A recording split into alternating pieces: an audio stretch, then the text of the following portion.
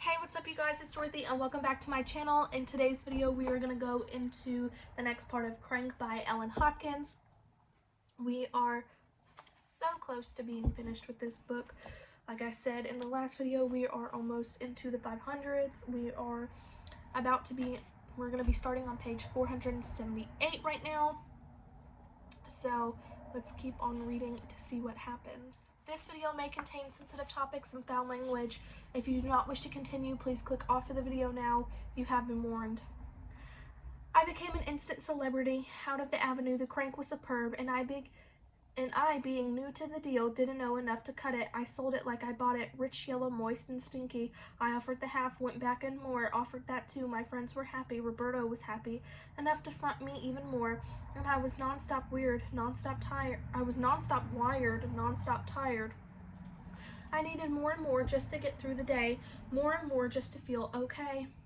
Who knows how much I'd be doing now? Who knows how much money I might have made? Who knows if I would have smoked up all of the profits? Who knows if I would have ended up in prison or worse? But one morning in early November, I woke up. At the moment I got up, I heaved until I hurt. It might have been the flu or a bad reaction to Mom's Sloppy Joes, but it wasn't. Clear blue easy was clearly blue, but there was nothing easy about finding out I was pregnant. I didn't know what to do. I didn't know who to turn to. You've probably heard the story before, but until you're in those shoes, wearing them seems so straightforward. Keep your baby, give it away. Abort your baby, give it life. If you think you can have a clear idea, try throwing drugs into the picture. Not quite so cocky now, are you? So tell me, how would you choose? I went through the next few days pretty much like a zombie. People wanted crank, I sold it to them. Teachers wanted homework, I gave it to them. Jake wanted to razz me, I let him. Mom wanted to know what was wrong, I had nothing to say.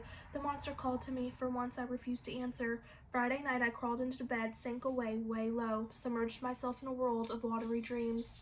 Tears, an ocean of tears, and a baby, a boy afloat in a salty sea. He cried out to me, could I swim away solo? Would I drown, saving him? Saturday, I spent the day throwing up, sweating speed, shivering, shaking, tingling all over, and otherwise fighting the symptoms of withdrawal. Sunday, I spent the day throwing up, sweating speed, off balance, confused, weeping, tumbling end over end, deeper and deeper into the throes of depression. Monday, I spent the day throwing up, eating, emotional, dazed, lost, alone. Finally, I went to the payphone and made 2 calls, one to Planned Parenthood, the other to Chase. My appointment was at 2. Chase picked me up at noon. Pale, shaky, I climbed in beside him. Hi, you look awful. I smiled. Whose fault is that? We laughed at the not funny joke, and we headed into town. Are you okay? I shook my head. I'm pregnant, remember? I leaned into my hands, let the tears flow. Please don't cry. I'm here for you. Here? He was going off to sunny Southern California. I didn't need him anyway, did I? I love you more than I realized. I love you too, but I'm scared, Chase. He pulled to the side of the road. I'll take care of you, the baby too. Was he giving me another choice? Could I make that decision? I was only 17. Marry me, Christina. My knees buckled, my stomach churned. Chase had stepped up to the plate. The pitch was up to me. Planned Parenthood was a cinder block nightmare. It felt like prison without the comfort of bars. Ugly and orange, the waiting room made me want to throw up, so I did. A dozen women gave sympathetic looks as I returned from the bathroom. One by one, they disappeared as a stern woman in the white called their names. Chase held my hand as we watched them reappear one by one, ashen as ghosts. A procession of wraiths, that's what it was, and I was in the back of the line. I rocked against the hard plastic chair. Finally, the woman called Bree Wagner. Chase flinched, then whispered in my ear, I prefer the sound of Christina Wagner. I already knew my options. I listened patiently as the saccharine Miss Sweetwater outlined them again. She did confirm that I should choose abortion. My parents would not have to know. All I needed was $500 and someone to drive me home. She gave me the name of a local adoption agency, urged me to consider placing my baby in a loving home, and then she asked me the date of my last period. Hard as it was, I thought back to a night up at Chamberlain Flat where I used the period as an excuse to say no. It was weekend before school started, and a couple of weeks in, I gained terrible insight. Chase was not the baby's father. Brendan was.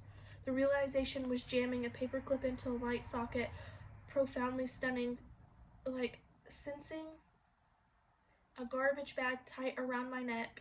Completely suffocating, a mad surge of blood rushed to my brain, pounding temples and eardrums before draining away completely. My face went arctic, dry, diving deep freeze. Glacier blue, graveyard cold, hugged me tight, rattling teeth and bones. Chase called my name. Miss Sweetwater skirted to her feet and everything went black. Passing out is the strangest thing. 1 minute you're here, then with a mere cerebral flutter, you're not. Part of your brain insists you're dead. Of course you're not. Another part says it's better there in the dark. Where exactly are you? Somewhere you hear voices urgent. Could you be in limbo? A thin beam of light calls to you. Will you reach heaven? Brighter now, white and beautiful. You hurry in that direction, your eyes acquiesce as you and open to discover you're back in hell after all. Voices, nurse, Chase, doctor, Sweetwater. Honey, Christina, young lady, Bree, hello, hello? Heart rate, wake up. Accelerated, wake up. Breathing, please, shallow, now. Here she comes, talk to me, there she is, talk to us. She'll be fine, you fine? She's fine, she's just fine. Oh yeah, I was fine. Dandy, in fact, pregnant by a sex fiend, starving for the monsters, scared to admit either. To those close to me who remained clueless, eyes closed to every negative thing about me, or dying to know every dirty little tidbit. And the only one who knew every little negative dirty thing about would have forgiven me anything.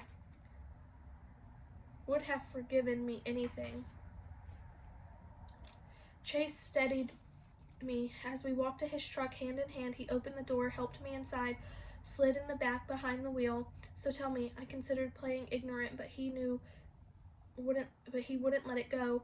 About the baby, my eyes unlocked from his, but not quickly enough to conceal the truth. Brendan is the father. My throat constricted like a rubber band twisting around my admission. Oh God, Chase, it's all so wrong. Our eyes reconnected in his. I found sympathy and jealousy. It doesn't matter, Christina. We can make it right. I'm going to leave the video off right there. I will see you guys in the next video. Bye.